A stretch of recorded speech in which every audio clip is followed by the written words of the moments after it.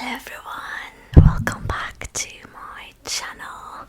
This is Mel's Enchanted Life ASMR, and today I'm going to read some scary ghost stories I found on Reddit. So I dare you to watch this video at night before you go to bed. I dare you. I dare you. I dare you. I dare you. I dare you.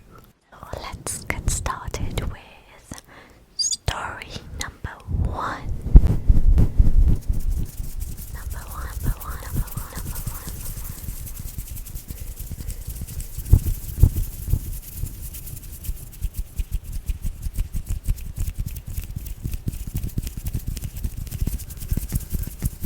First story is from Ben the Trolls on Reddit. I grew up in an area that used to be a Potawatomi,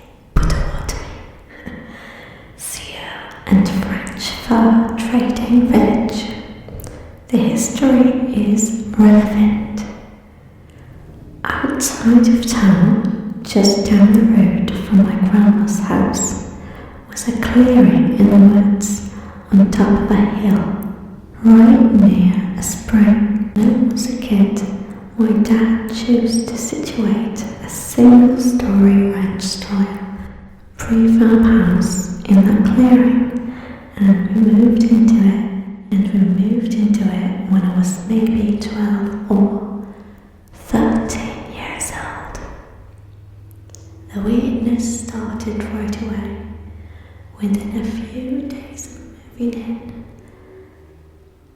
when we were all watching a movie in the living room, the weirdness started right away.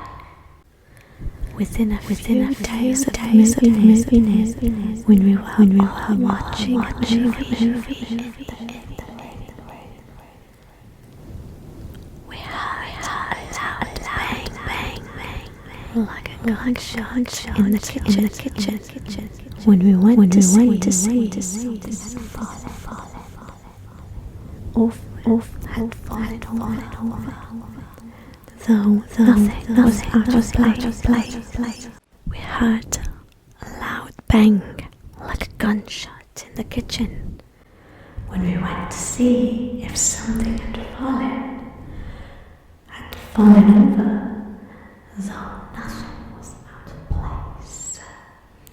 Then came the silhouettes that would walk behind us in our reflections, always in the kitchen windows. After that came the footsteps on the roof, always after midnight, passing slowly from one end of the house to the other, like someone keeping watch. I think I was the only person who ever heard those, since everyone else was usually asleep by then. Sometimes I would go out onto the back porch to see if anyone was up there, but of course there never was. Finally, it all came to a head when I was 16. It was late and I was shutting everything down for the night, turning off all the lights room by room as I headed to my bedroom. I stopped in the kitchen just long enough to get a cup of water, then turned off that light. At this point, only the hallway light and my bedroom light were on.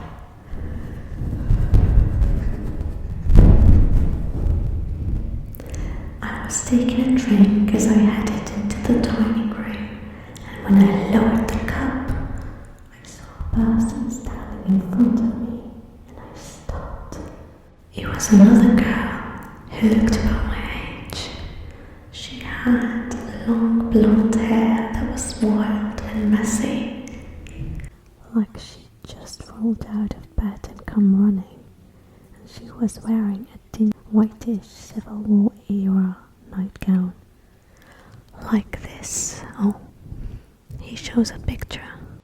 And she had blue eyes that were open wide in sheer terror. I don't know if she was looking at me or at someone who had once been standing in that exact same spot. But she clearly saw someone or something that terrified her. You're standing there observing that girl. I would have screamed and ran off the hill. Then I blinked. She was gone. Some years later, after I'd half forgotten the incident, I was reading up on my hometown's history. I'd already known about the Potawatomi village, site of a former Potawatomi Indian village, has been on the town's billboard for longer than I can remember. But I hadn't known about the French traders, nor had I known that after the Civil War, indigenous people and French folk alike were rounded up and forcibly relocated by the US Army so that the land could be seized by the government and redistributed to the soldiers as payment for their service during the war. And I thought about our convenient little clearing in the woods, and the footsteps on the roof in the middle of the night, and the shadows and the gunshot and the girl, and I couldn't help but wonder. That was in Western Illinois. Let me know, guys, if you believe the story. I'm kind of skeptical. Let me know if you believe it and what you think about it. And I would love to know if you have a ghost story I can share, and maybe I can give you a shout out in my next video and tell the story. Next, one of my first ghost experience was when I was about 9 to 11 years old. A relative of ours had passed away. After she passed, her family had given me a dresser of hers. She kept her stuff in immaculate condition. Well, when I was sleeping, I saw her standing at the foot of my bed. The next morning, I told my mum. She didn't say too much about it then. But then the next night, she was there again. I told my mum about her again the next day. She told me the only way to find out if something is real or not is to touch it. So this is how the third night I see her standing at the foot of my bed. So this is now the third night I see her standing at the foot of my bed. So I sit up so slowly. She's still there. I put one foot out of bed. I look, and she's still there. I put the other foot on the bed. I'm now sitting on the edge of the bed, turning and looking. And I can still see her. She's standing there staring at me. I can see everything. She had grey hair, put up, with a few strands hanging down. One of her nostrils was smashed in. She had a long white nightgown on. I could see everything, just like any other person standing there. So now I stand up and I'm facing her, and she's still there. I start walking toward her really slowly because I'm scared to death. She's still there. I put my hand out to touch her. I was probably only about 1 inch away from her. I can see everything. I can see veins in her hands. I can see wrinkles. I can see everything. I freaked out and ran through the closet. The only thing separating my room from my parents' room was the clothes hanging in the closet, because it was not finished yet. Jumped on my parents' bed screaming and yelling, telling them, "She is real, she is real." The next morning, I saw my dad outside burning the dresser. This is really strange for him because he was a pretty thrifty man, and he would not destroy anything that was so good. But after he burned the dresser, I never saw her again. And one of them, this is from paresthesia. I don't know, I'll put the screenshot over here. Someone responded one of her nostrils was smashed in. He said yes, apparently she died of pneumonia, and somehow during one of the treatments this happened. She was this way in the coffin at the funeral.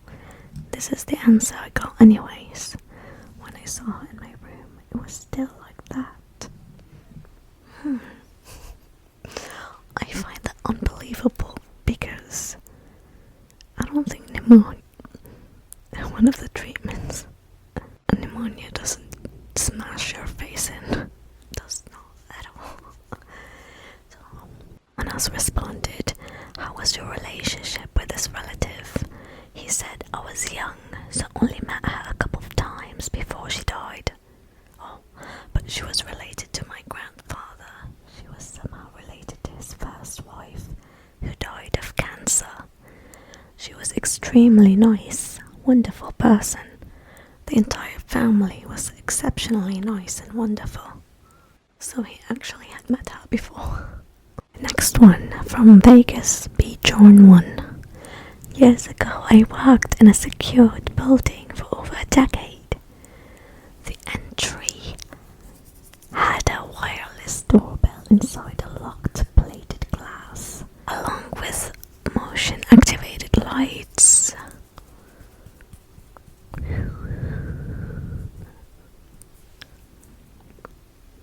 The building had a long history of ghost sightings and odd occurrences of objects being pushed off counters, voices whispering in people's ears, women's hair being touched from behind, and human-like images walking through closed doors. Unfortunately, I never witnessed any of these events. My last night on the job, there was a small gathering of my co-workers, and the topic of the ghost was mentioned. I said that I had never seen the ghost, and I believed the stories, but I just never witnessed anything. Immediately after I completed the sentence, the doorbell rang, and the motion sensor lights turned on. But no one was inside the vestibule. The motion lights would activate occasionally without cause, but never the doorbell. We all stared in quiet amazement given my comment and the immediate event. I felt the ghost was pranking and wishing me well after a lengthy term inside the business. Next one from J. I don't know how to spell that. 4 years ago, I was 22. I do a lot of various sports and used to switch from training for each one at different times. So I was 275 and bulking to power lift at the time.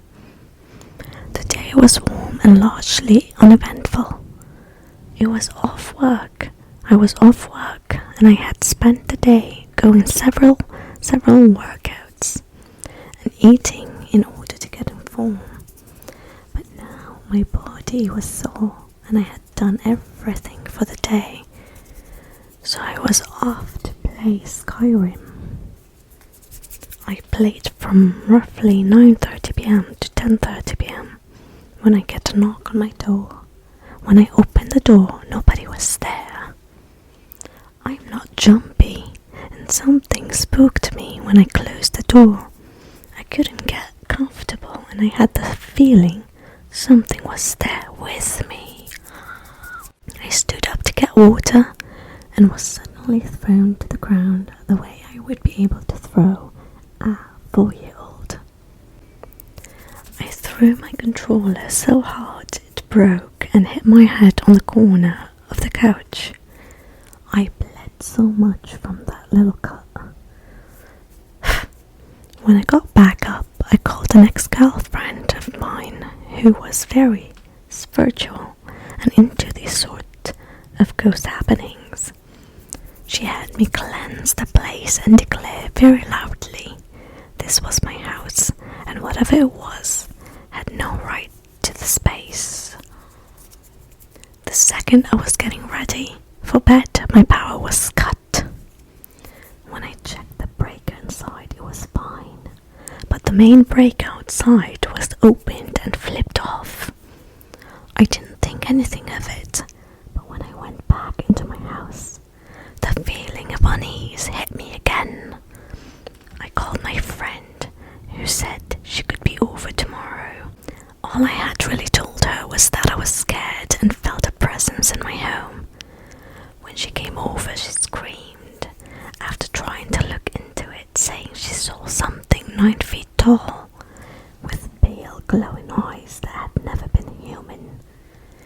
She explained outside of my house that it could not pass thresholds without being let in, but it would not take no for an answer. I still live here and it's still here with me.